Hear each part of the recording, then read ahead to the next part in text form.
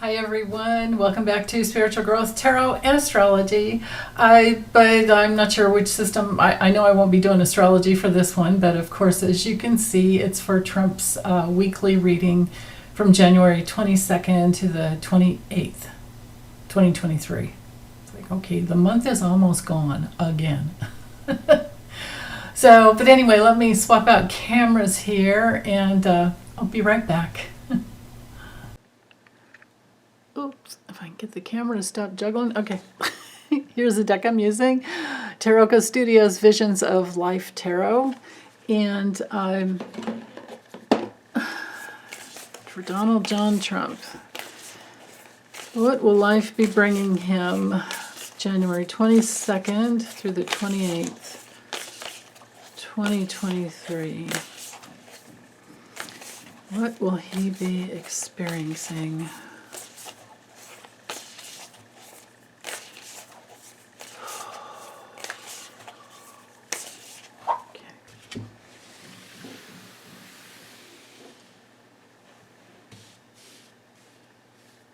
All right. Forces in motion. Yeah, King of Swords. Can't figure out which way to go. His guts are all tied up in knots. His greatest challenge is the Queen of Pentacles and someone bringing something that he doesn't want. Wow. Wonder who she might be. Okay. All right, so let's just look at Sunday. Monday. Ooh. Tuesday. Wednesday. Oh, goodness. Thursday, yeah. Friday. I don't know why they're all over there for some reason. Saturday. And of course I'm going to take the 2 off the bottom. Okay, let me make some room and I'll let you know which cards these are in case you're listening and you're on your phone and or moving around and you don't have time to look. I'll do my best to speak up. Okay, that one there is Saturday. Okay, so and this is at the bottom. Yeah. Oh my goodness. All right, so for like I said, forces in motion, we have the King of Swords for the week. This is the law coming down on him. He's never known which way to go. It's very possible that this is a week of legal issues, which, you know, I mean, that's been the thing. This is not surprising at all, and we get this card for him often. The King of Swords is truth. The King of Swords is all about integrity, but it's often about some action coming through quickly. So this is not him and his leadership. This is the truth and clarity coming down on him is what I'm getting. And then his challenge with the Queen of Pentacles. I mean, in this deck, you can see it reminds me of Monty Python in The Meaning of Life, where the lady's the mom's at the sink doing dishes and a baby falls out and she asks her other daughters, Deirdre, can you catch that for me? Right? That's what this card reminds me of. But if we go with, so when a card comes from the challenge position, I read it as a reversal. And the reverse Queen of Pentacles is self-centeredness, worrying about money, somebody who's jealous, somebody who neglects themselves, and that's him. And that's probably his greatest challenge, is that he's never taken care of his health. He doesn't watch what he eats. He doesn't care. He's emotionally dependent on the outer world to give him the attention that he's constantly craving. So, yeah, there's that. At the bottom of the deck, which I kind of tend to do these 4 together, you know. So at the bottom of the deck, the 2 combined with the King of Swords and the Queen of Pentacles reversed is we have the Fool.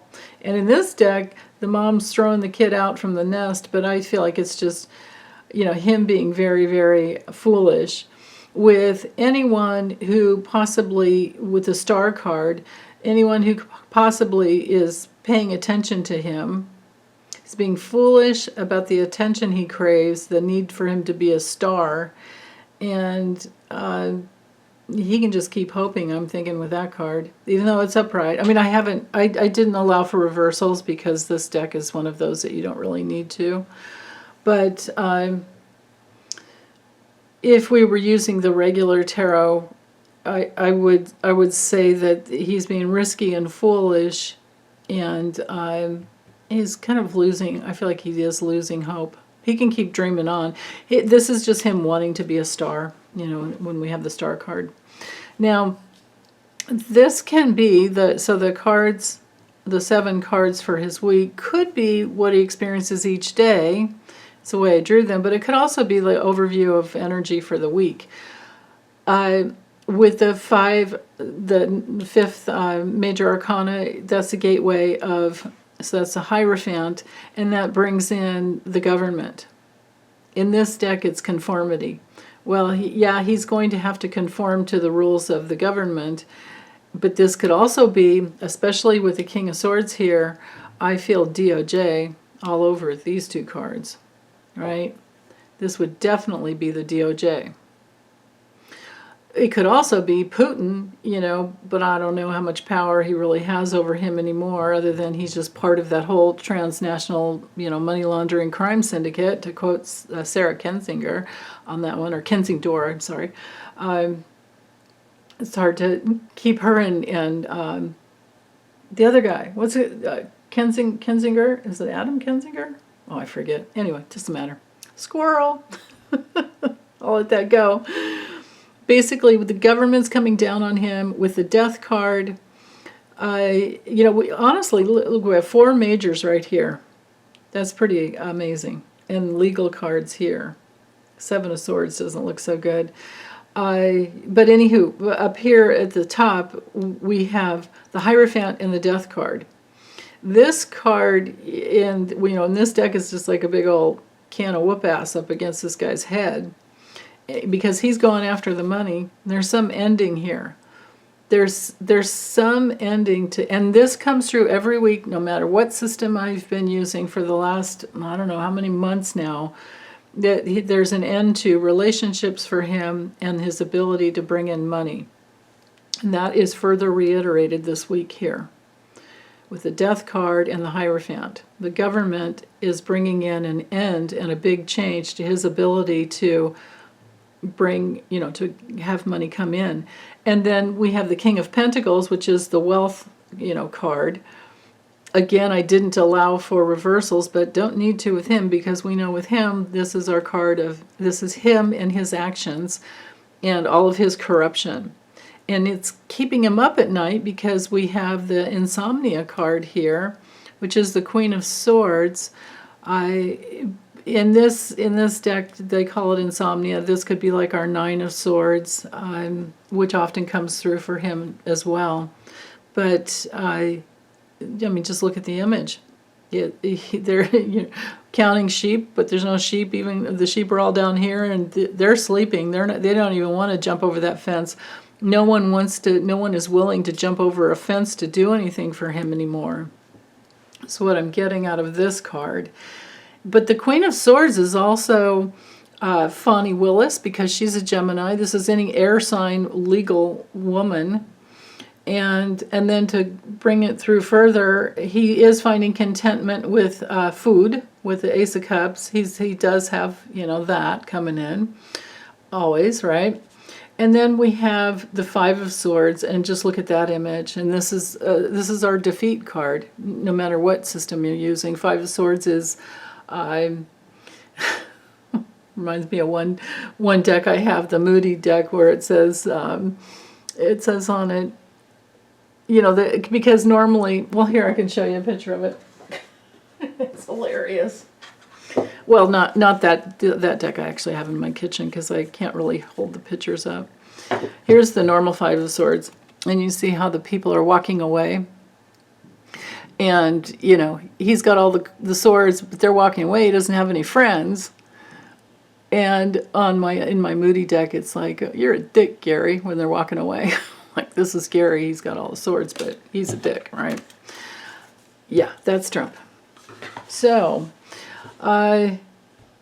in this deck, there's a big giant, I don't know what, it's like a meteor or something, asteroid, whatever, coming after him, and everything that he's been putting out there, all the gifts and invitations and just who he is, it's all just going to clock him right on the top of the head. I mean, just look at that image.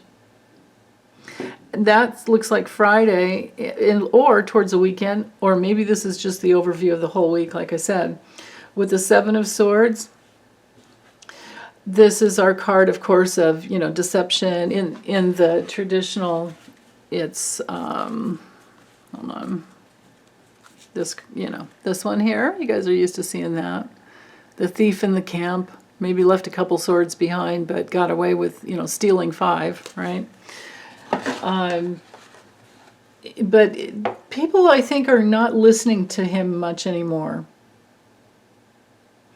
I think they're tired of, because look how he's here up on a podium, always doing the hands, only this guy's a lot bigger hands than he actually has. And I don't know if we'd say it's better hair. This guy's actually pretty ugly, but God, reminds me of one of these like Russian characters that I've seen on, I can't remember that guy's name. He's a good actor, but he plays some really bad Russian guys easily.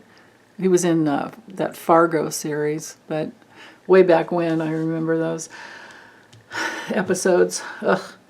Anyway, this is him talking, blabbing. No one's listening anymore. The only people that are listening to him are as nuts, as nuck and futz as he is. And that's his week. So, okay, I'm done. Take care, you guys. Big, big hugs. Bye.